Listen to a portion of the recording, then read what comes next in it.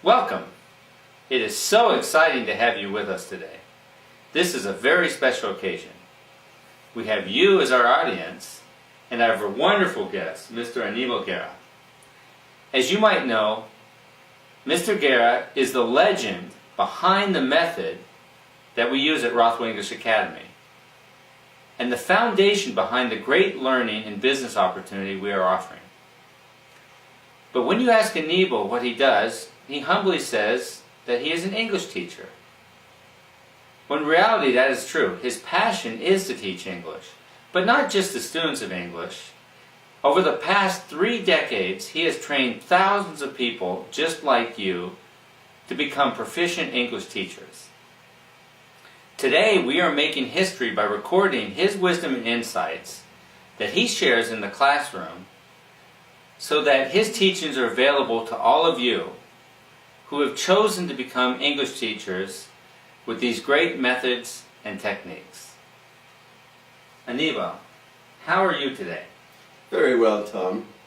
And I have been anticipating this moment with the same excitement that always comes to me when I'm going to meet my students in the classroom.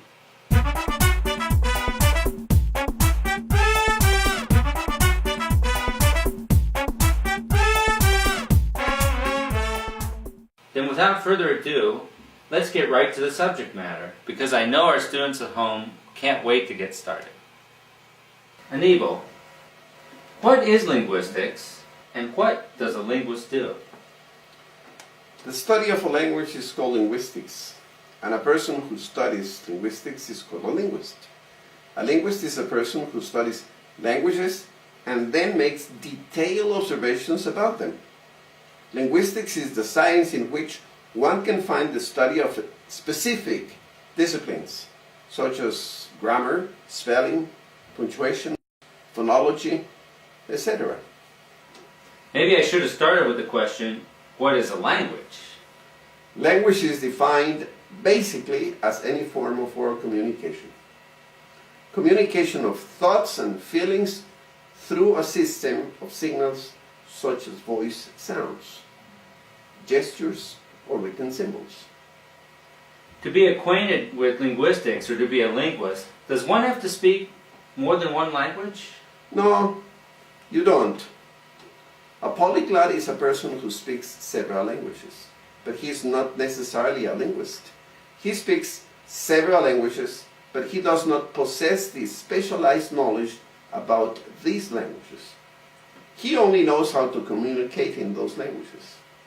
So it seems to me then that to teach a language, there's so much more one must know than just speaking a language. I can see why you made it a point to train your teachers in this area.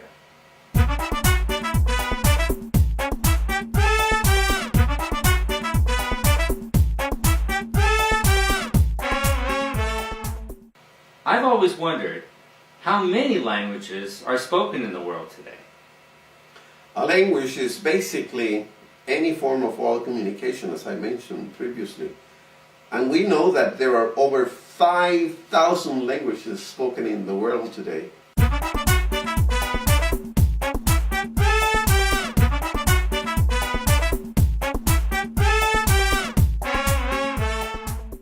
These 5,000 languages are all different in their phonemics, which are the vowels and consonant sounds, and phonetics, which means the sounds in words and ideas. As a matter of fact, this is even more surprising than the number of languages. Don't you think so? That is surprising. However, there is one basic characteristic that all the languages have. It is that they are all primarily a spoken form of communication. They are made up of speech sounds. This means that the basic unit of a language is a speech sound. So in other words, we communicate with each other by making noises to each other. But different languages must use different noises. That's right. We know that all languages are made up of speech sounds. Linguists have recognized these sounds in groups called sound system. Each of the 5,000 languages spoken in the world has its own sound system. And each language is different in the use of the sound system. They also differ in how the organization of the sounds into syllables, words, and sentences. Can you tell me then, how many different sounds can one person make? We can say that the number of sounds that a person can produce and discriminate is practically unlimited. We hear some singers that can sing deep sounds and very high sounds, but not all of us can produce such a wide range. Therefore, a language is made up of a limited number of speech sounds so that it is possible for everyone to produce the same sounds. This is very important so that we all can understand each other. How exactly then do sounds make up a language? Since the main purpose of language is communication, the sounds have been organized in such a way that makes it possible for us to learn to produce them. For all the 5,000 languages spoken in the world today, each has its own sound system, which sometimes differs radically from the others. Each speech sound is the basic unit of a language, and when they are combined, they become syllables. The combination of syllables then become words. We define words as the basic meaningful unit in a language. Words are then combined to become thought groups, sentences, or ideas. It makes me wonder then, is a person born with some pre-established notion of what sounds are meaningful to them? In other words, is a person born with the ability to learn a particular language? No, they are not. Although some linguists have tried to establish such a theory, language is not an instinctive human act or a reflex as a response to a stimulus. No. To learn language, a child has to go through a process. First, they learn the sounds. Then the organization of the sounds, which later become habits, and they practice pronunciation, intonation, stress, and so on. So, does this mean that a person who has learned one language somehow repeats the process to learn another language? That is correct. A student of a foreign language has to go through the same process as when he learned his first language as a child. By imitation, repetition, making mistakes, and then trying again. It is the job of a language teacher of English as a foreign language to help them to learn this organization of new arbitrarily chosen and arbitrarily organized speech habits in order to make it possible to communicate in the new language. I would assume that motivation plays a great role. The level of motivation of learning your first language is almost a guarantee for survival. The level of need for learning other languages will influence your motivation, and therefore, a teacher will definitely play a major role.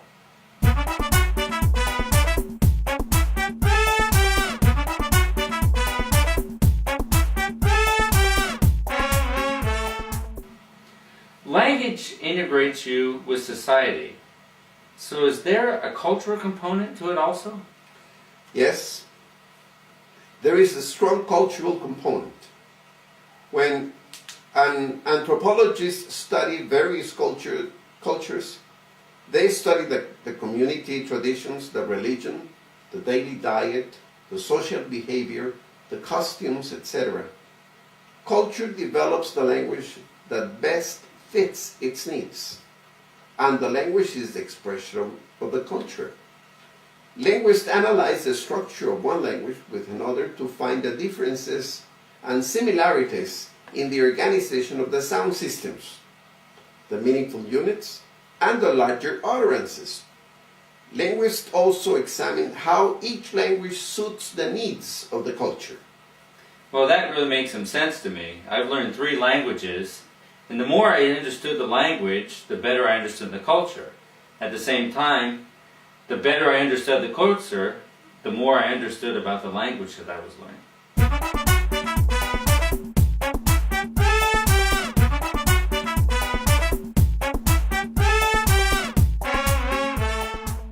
Another thing I have found, though, is that sometimes I find myself struggling to explain something in a certain language.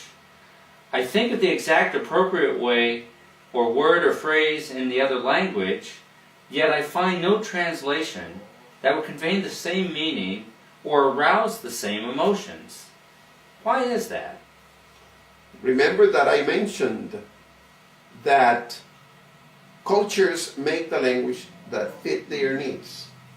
And there may not be the equivalent situations or emotions expressed in the other language that you were translating or trying to translate. For example, the Eskimo culture is especially sensitive to the different states of snow. So would you believe that they have more than 40 different ways to describe snow? Another example, the people in Oklahoma have different words to describe a tornado, depending on the shape, strength, and different things. But for the people in Central America or South America, it's simply a tornado. Yeah, it's interesting. So is there one language then that is better than others at expressing all ranges of human emotions? No, there isn't. Each and every language is a perfect means of communication for the culture that developed it. No language is better than the other in terms of logic, understanding, structure, sound system, or aesthetics. Linguists do not express judgment on how good a language is. They just help us to understand how they work. It is not accepted that a linguist states that French is more romantic language than German, or that Spanish is more colorful and expressive than English. Each language is all of the above for the culture that developed it.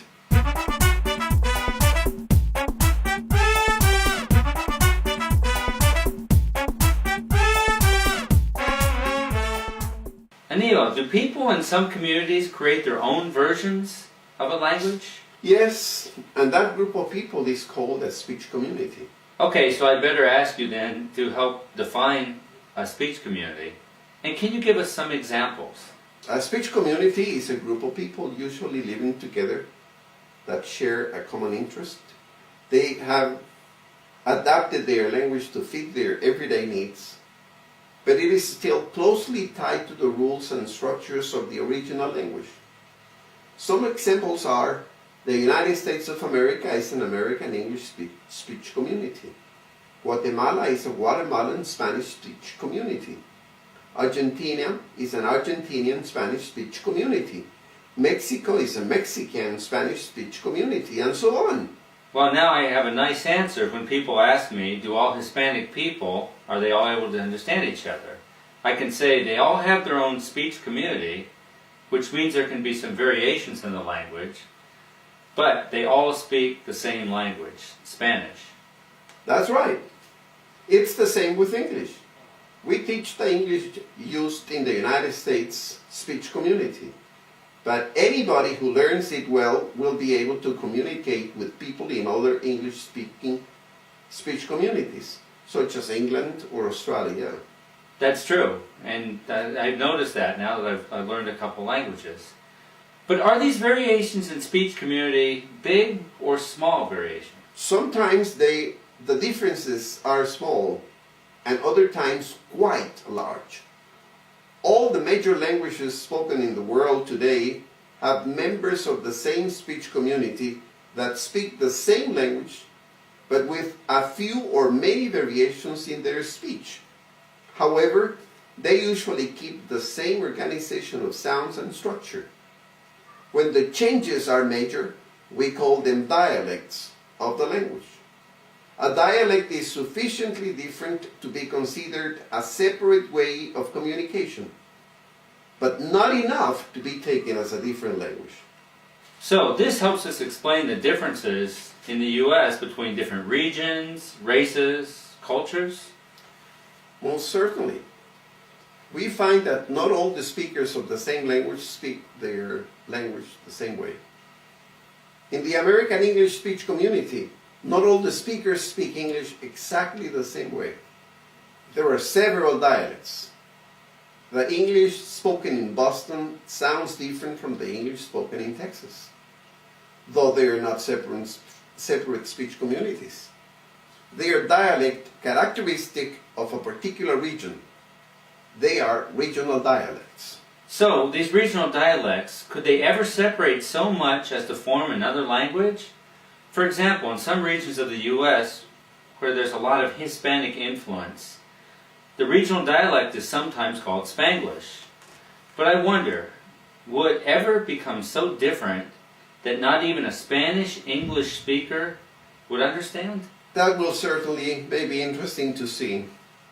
If two different dialects of the same language become so different that the speakers of one dialect can no longer understand the speaker of the other. They are no longer considered speakers of a different dialect of the same language, but speakers of a different language with different structures. The region in which they speak each language are no longer referred as dialect regions because they have become speech communities. Well, that also brings up a question about generation gaps. I sometimes overhear two teenagers talking, and the dialogue sounds familiar, the words sound familiar, but I understand very little of what they're saying. What would this be called? In that case, we are dealing with an idiolect. An idiolect is a particular way an individual speaks his language or dialect. His idiolect will show features with the idiolect of the members of his speech community corresponding to the class, educational level, region, age in the case you brought up, and so on. It is said that by observing an individual's speech habits, we can tell his approximate age, social position, and geographical origin.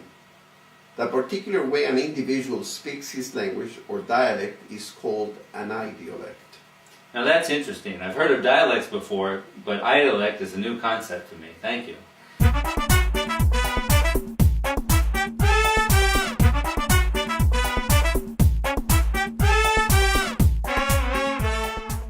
Now, this definitely brings a question to my mind, and surely to the minds of our audience. What English should we teach new students? We teach Standard American English because it has become the most widely used form of English in the world today. But there are two very important concepts I need to explain before fully answering this question. Let me explain the difference between prescriptive grammar and descriptive grammar. Prescriptive grammar is taught by traditional grammarians who make value judgment about a language and try to set a common standard for all to follow. The grammarian is interested in influence the use of the correct form of the language. But descriptive grammar is what a linguist observes. A linguist does not make value judgments about a language. They are only interested in correctly describing the language and the way it is used by the speakers of the language. For example, standard grammar rules say a person should say, "I speak English well." But you hear very often people say, "I speak good English," or "I speak English good." Or another example, correct grammar is, "I don't have a dog." However, you